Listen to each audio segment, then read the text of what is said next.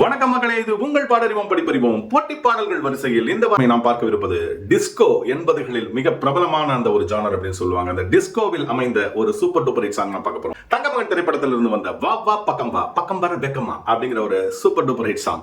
SPB மற்றும் வாணி ஜெயராம், இளையராஜாவின் அதகடமான இசை, சூப்பர் ஸ்டார் ரஜினிகாந்த் மற்றும் பூர்ணிமா ஜெயராம். சரி, படத்தை பத்தி கொஞ்சம் பேசிட்டு அப்புறம் பாடலை பத்தி வரலாம். தங்கமகன் திரைப்படம் அப்படிங்கிறது வந்து ஒரு மிகப்பெரிய போட்டிக்கு நடுவில் வந்து தீபாவளி ரிலீஸ் ஆகுது. கூட வந்த படங்கள்லாம் பாத்தீங்கன்னா கமல்ஹாசனோட தூங்காதே தம்பி தூங்காதே, நடிகர் திலகத்தோட வெள்ளை ரோஜா, அப்புறம் வந்து டி ராஜேந்திரனோட இது தங்கைக்கு ஒரு கீதம், இந்த படங்கள்லாம் வருது. அதோட தங்கமகன் ரிலீஸ் ஆகுது. எல்லா படங்களுமே வெற்றி பெற்ற படங்களாக தான் இருந்தது. சூப்பர் டூப்பர் ஹிட் தான் ஆச்சு. எல்லா படங்களோட பாடல்களும் சூப்பரா இருந்தது. தங்கமகனை பொறுத்த வரைக்கும் இந்த படத்தோட வெற்றிக்கு மிகப்பெரிய காரணம் அப்படின்னா வந்து இசைஞானி இளையராஜா அப்படின்னு தான் சொல்லணும். ஏன்னா பேசிக்காவே வந்து படத்துல ஹீரோயின் வந்து ஒரு பாப் அந்த டிஸ்கோ பாட்டு பாடுறவங்க, டான்ஸ் ஆடுறவங்க. அதனால வந்து மியூசிக்கலி வந்து இளையராஜா ஹிட் கொடுத்தாக வேண்டிய ஒரு கட்டாயம். ரஜினிகாந்த் மற்றும் பூர்ணிமா ஜெயராம் வந்து முதலாக வந்து ஜோடியாக நடித்திருந்தார்கள். இந்த பாடல்கள் அப்படின்னா வந்து 80கள் அப்படின்னா வந்து டிஸ்கோ அப்படிங்கிற ஒரு விஷயத்தை யாராலையும் மறக்க முடியாது. டிஸ்கோங்கிறது நிச்சயமா வார்த்தை கிடையாது, எமோஷன் அப்படின்னு கூட சொல்லலாம். இன்னைக்கு தேதியில சொல்றாங்கல்ல, அந்த மாதிரி இந்த டிஸ்கோவில் அந்த ஜானல் அமையாத பாடல்களே இருக்காது. 80களில் பாத்தீங்கன்னா ஏகப்பட்ட பாடல்கள். எந்த படத்தை எடுத்துக்கிட்டாலும் டிஸ்கோ பாட்டு இருக்கா அப்படின்னு தான் கேட்பாங்க. அது ஒரு ஜிகு ட்ரெஸ் இருக்கும், தலையில டிஸ்கோன்னு ஒரு பேண்ட் கட்டிருப்பாங்க, அந்த மேல ஜெர்கின்ல டிஸ்கோன்னு எழுதிருக்கும், அந்த ஜிகுனாலாம் போட்டிருக்கும், சம்கிலாம் வச்சு குத்தி இருக்கும். டிஸ்கோ அப்படி டிஸ்கோன்னா எல்லா இடத்துலையும் கேட்கும். இப்போ வந்து சாதாரணமா ஒரு ஆம்னி பஸ்ஸா இருக்கட்டும், இல்லை ஆட்டோவா இருக்கட்டும், அந்த டிஸ்கோங்கிற வார்த்தையெல்லாம் பயன்படுத்துவாங்க அந்த ப்ரமோஷனுக்காக.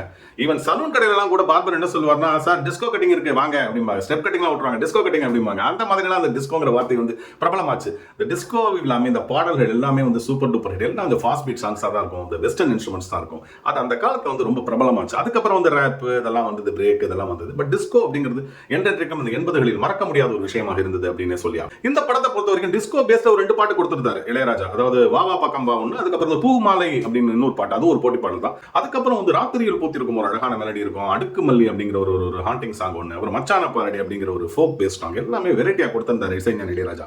வாவா பக்கம் வாவை பொறுத்த வரைக்கும் அப்படின்னா வந்து சிங்கிள் நோட்டு தான் இந்த பாட்டு அப்படின்னு சொல்லுவாங்க. அதுல தான் அமைத்திருந்தார் அப்படின்னு இளையராஜாவோட சாதனை அப்படின்னு கூட சொல்லலாம். இசை பற்றி நன்றாக தெரிந்தவட்ட கேட்டா தெரியும். இந்த சி அப்படிங்கிற ஒரு நோட், அந்த சிங்கிள் நோட்டு தான், அதை வச்சு தான் எழுதிருப்பாரு. வா வா பக்கம் வா அப்படின்னு இருக்கும் சொல்லுவாங்க. ரஜினி மற்றும் பூர்ணிமா அவர்களுக்கான அந்த நடன போட்டி பாட்டு அதெல்லாம் இருந்தாலும் இந்த சக்சஸ் கொண்டு வருது யாரால? அந்த பாடகர்களால தான். எஸ்பிபி மாதிரி ஒரு லெஜெண்ட், இந்த பக்கம் வாணி ஜெயராம் மேடம் மாதிரி ஒரு லெஜெண்ட். வாணி ஜெயராம் அவர்களை பொறுத்த வரைக்கும் அப்படின்னா ஃபோக்கா இருந்தாலும் சரி, இல்லை வந்து ஒரு வெஸ்டர்னா இருந்தாலும் சரி, இல்லை வந்து ஒரு கிளாசிக்கலா இருந்தாலும் சரி, எந்த மாதிரி பாடல்னாலும் அவங்களால அவ்வளோ பர்ஃபெக்டா கொடுக்க முடியும் அப்படிங்கறத நிரூபித்தவர்கள் திருமதி வாணி ஜெயராம் அவர்கள்.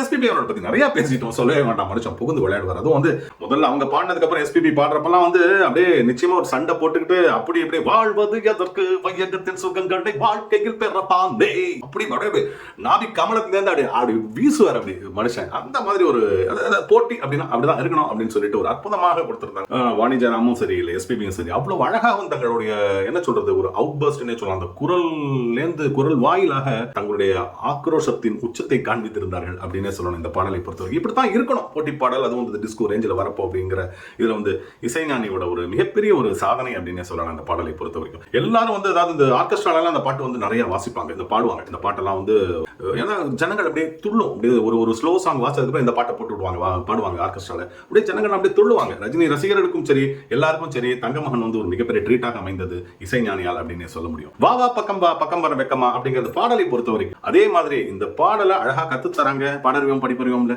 வாங்க வாங்க பக்கமா வாங்க, பாடறிவோம் படிப்பறிவோம் பக்கமா வாங்க. பாடுறதுக்கு ஒன்றும் வெக்கலாம் வேண்டாங்க, ஜாலியா அழகா பாடுவோம். இது கடவுள் அமைத்த மேடை. நன்றி மக்களே.